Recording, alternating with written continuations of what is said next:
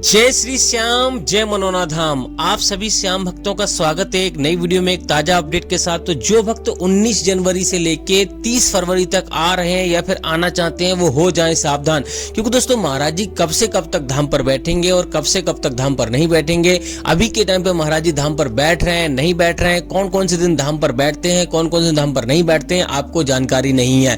आप दूर दूर राज्यों से, अलग अलग शहरों से, दूर दूर से यहाँ पर आते हो या फिर आ रहे हो तो आपको ये जानना जरूरी है, क्योंकि दोस्तों महाराज जी अगर आपको धाम पर नहीं मिलेंगे तो आपका समय भी बर्बाद होगा, पैसा भी बर्बाद होगा, आपको कोई फायदा नहीं होगा। तो यहाँ पर इस वाली वीडियो में आपको सारी महत्वपूर्ण जानकारी आपको देने वाले हैं। जो श्याम भक्त पहली बार आ रहे हैं या फिर पहले भी कई बार आ चुके हैं और जिनको फायदा नहीं हुआ है उनको भी हम बताने वाले हैं आखिर तुमने क्या गलतियां की हैं, क्या गलती आपको करनी रहती है, कौन सी गलती आपको नहीं करनी रहती है। सारी महत्वपूर्ण जानकारी आपको इस वाली वीडियो में आपको मिलने वाली है। जैसे कि आखिर दोस्तों मनोहर धाम पड़ता कहां पर है, कौन से इसके नजदीकी रेलवे स्टेशन है, अगर आप पहली बार आ रहे हो तो आपको कैसे आना है, अगर आप ट्रेन से आ रहे हो तो आपको कैसे आना है, अपनी सवारी से आ रहे हो तो आपको कैसे आना है, कहां पे आपको दोस्तों ठहरना है, कहां पे फ्री में ठहरना है, कहां पे आपको पैसा देके ठहरना है। क्योंकि दोस्तों यहां पर लगभग 2-3 दिन का समय लग जाता है। इतनी दूर से आप आते हो तो यहाँ पे थक भी जाते हो, तो स्नान यानी कि विश्राम करने के लिए जगह चाहिए।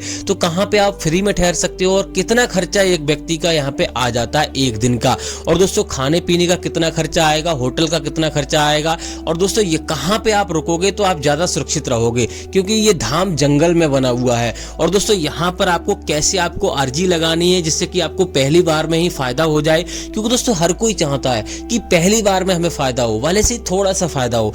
इतनी आस लगा के हम आते हैं, आस्था के साथ आते हैं और हमें फायदा ना मिले तो हमें निराशा हासिल होती है। और अगर दोस्तों अगर आप यहाँ पे आओगे बिना जानकारी के आओगे, आपको यही नहीं पता होगा कि महाराज जी बैठ रहे हैं नहीं बैठ रहे हैं, तो आप यहाँ पर आपका समय भी बर्बाद होगा, पैसा भी बर्बाद होगा। तो यहाँ पर आपको जानना जरूरी है कि आखिर महाराज जी बैठ रहे हैं नहीं बैठ रहे हैं, अभी के टाइम पे बैठ रहे हैं नहीं बैठ रहे हैं, कब ज्यादा भीड़ यहाँ पे मिलती है, कौन से समय आपको आना चाहिए, कौन से समय आपको नहीं आना चाहिए।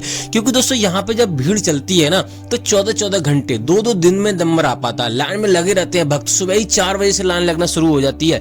तो यहाँ पर इन चीजों से बचने के लिए कैसे आपको लाइन में लगना है, कैसे आपको टोकन प्राप्त करना है जैसे कि आपको लाइन में ही ना लगना पड़े, सारी महत्वपूर्ण जानकारी इस वाली वीडियो में आपको बताने वाला हूं। बस आपको करना क्या होगा, शुरू से लेकर एंड तक वीडियो को देखना है, स्किप करके नहीं देखना है। वीडियो को किसी पार्ट में मैं बता दूंगा कि महाराज जी इस तारीख को नहीं बैठेंगे, इस तारीख को बैठेंगे और कब से कब तक आपको आना है। तो इसलिए अगर आपने स्किप किया, अगर वो पार्ट आपने स्किप कर दिया तो मैं कमेंट में आपको उसका जवाब नहीं दूंगा। आप कमेंट करोगे भैया आपकी जिम्मेदारी है। वीडियो अगर पूरी देख लोगे तो आपको जरूरत ही नहीं पड़ेगी कि कुछ पूछने की। अगर हाँ वीडियो के से कुछ अलग आपका प्रश्न है तो मैं उसका जवाब दे दूंगा। तो चलिए दोस्तों वीडियो को शुरू करते हैं। सबसे पहले जान लेते हैं आखिर ये पावन धाम, पवित्र धाम पड़ता कहां पर है। देखो दोस्तों ये उत्तर प्रदेश राज्य के बरेली जिला में पड़ता है और गांव का नाम है मनोना, तहसील का नाम है आंवला। तो आप ट्रेन से आ रहे हो या अपनी सवारी से आ रहे हो, किसी से आ रहे हो, किसी भी राज्य से आ रहे हो, सबसे पहले आपको आना होता है बरेली।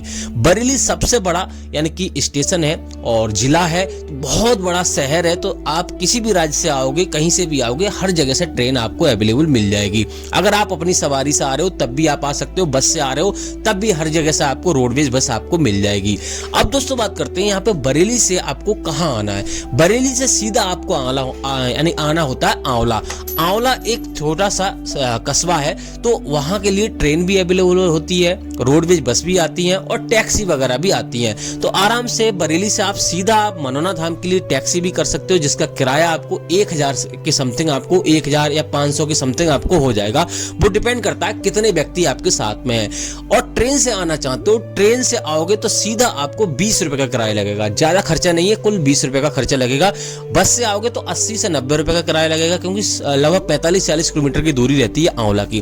अब आंवला से मनोना धाम की दूरी है 1.5 किलोमीटर की, लगभग 1.5 या 2 किलोमीटर की दूरी है, ज्यादा दूरी नहीं है। तो यहाँ से आपको ऑटो, ई रिक्शा भी मिल जाएंगे। आप सीधा बरेली से आ रहे हो तो आप आराम से मनोना धाम के लिए टैक्सी वगैरह भी कर सकते हो, जिसका मैंने चार्ज आपको बता ही दिया।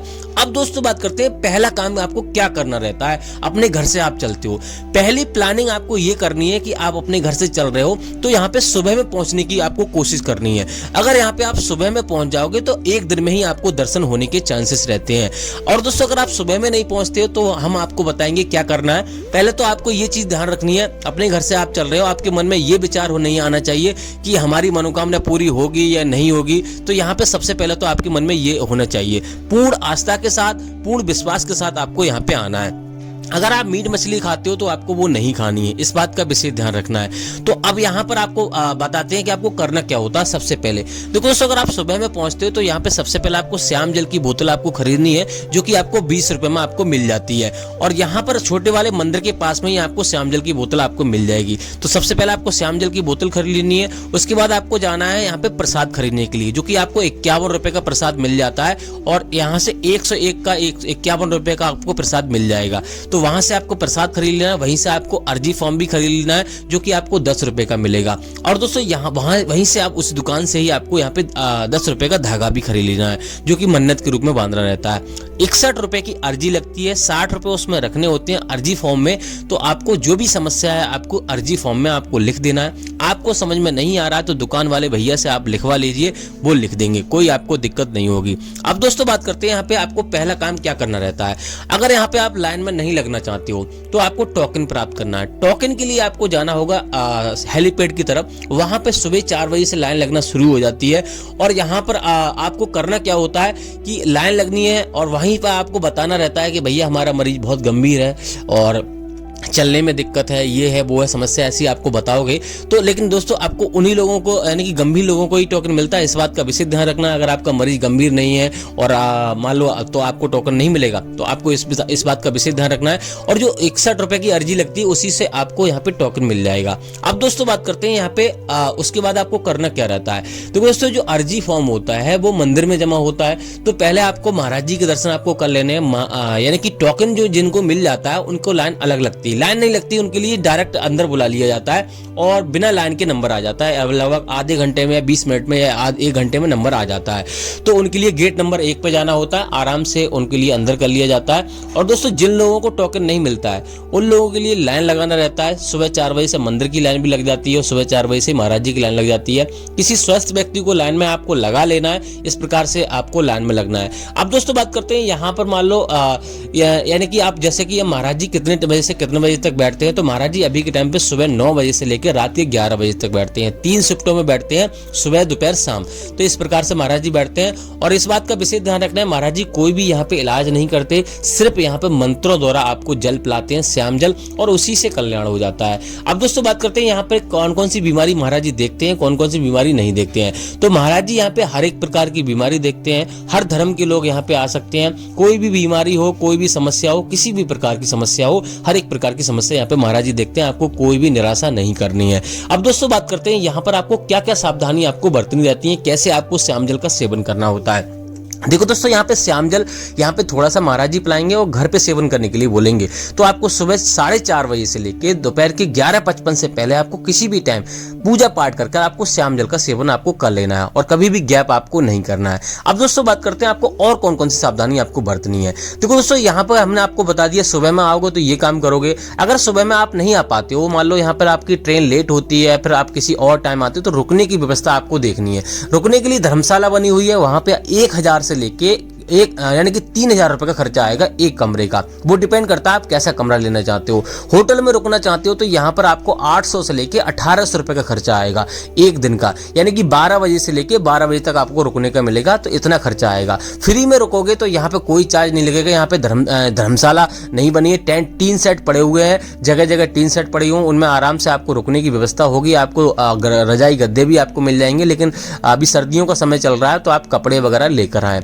और दोस्तों बात करते हैं यहाँ पे खाने खर्चे की, तो यहाँ पे 60 से 70 रुपए की थाली मिलती है, शुद्ध शाकाहारी भोजन मिलता है, उसमें आपको पेट भर जाएगा। अब दोस्तों बात करते हैं यहाँ पे आपको और कौन कौन सी सावधानियां आपको बरतनी है। देखो दोस्तों यहाँ पे आपको श्याम जल आपको सीधे आपको घर लेके जाना है। रास्ते में कहीं पे भी आपको किसी भी रिश्तेदारी में यानी रिलेशनशिप में आपको नहीं जाना है। कोई तीर्थ स्थान हो गया और कोई तीर्थ स्थान हो गया, वहां आपको नहीं जाना है, सीधे आपको घर जाना होता है। और दोस्तों एक बात का आपको विशेष ध्यान रखना है, मीट मछली अगर आप खाते हो वो आपको नहीं खाना है। और दोस्तों यहाँ पे कोई गंभीर मरीज है तो उसको लेकर ना आए। महाराज जी मना करते हैं, आपको किसी स्वस्थ व्यक्ति को आ जाना है और अपने साथ फोन में फोटो ले आना है। जिसको भी आप श्यामजल पिलाना चाहते हो, जो भी परेशानी में है, तो उसको यहाँ पे आप फोटो ले आइए और आशीर्वाद दिला के श्यामजल पड़वा के ले जाइए और घर पे सेवन कीजिए। जब वो ठीक हो जाए, जब उसे थोड़ा आराम मिलने लगे, तब उसको लेकर आइए। इस बात का विशेष ध्यान रखना है। और दोस्तों बात करते हैं कि यहाँ पर अब कौन कौन से धर्म के लोग आ सकते हैं और यहाँ पे कौन कौन से धर्म के लोग नहीं आ सकते। हर एक धर्म के लोग आ सकते हैं, कोई दिक्कत वाली बात नहीं है, आराम से आइए। अब दोस्तों बात करते हैं महाराज जी अभी के टाइम पे बैठ रहे हैं नहीं बैठ रहे हैं, कौन कौन से धाम पर बैठते हैं, कौन कौन धाम पर नहीं बैठते हैं। देखो दोस्तों महाराज जी अभी के टाइम पर लगातार बैठ रहे हैं और महाराज जी वेडनेसडे और थर्सडे यानी कि बुधवार और बृहस्पतिवार को धाम पर नहीं बैठते हैं। अगर आप इस दिन आ रहे हैं, आपको नहीं आना है। अब दोस्तों बात करते हैं यहाँ पे 19 जनवरी से लेकर 30 फरवरी तक आपको कब आना है, कब नहीं आना है। देखो मैंने आपको बता दिया, बुधवार और बृहस्पतिवार को आपको नहीं आना है इस दिन, अगर बीच में कहीं कोई बुधवार और बृहस्पतिवार पड़ रहा है। बाकी दोस्तों आप 25 फरवरी तक आप आ सकते हो आराम से, कोई दिक्कत वाली बात नहीं है। लेकिन हमारी वीडियो देखकर ही आए, डेली अपडेट देते रहते हैं। कोई अपडेट आएगा, महाराज जी अचानक कहीं पे जाएंगे तो उसका अपडेट दे देंगे। फिलहाल दोस्तों इस वाली वीडियो को यहीं रोकते हैं, तब तक के लिए जय मनोनाधाम।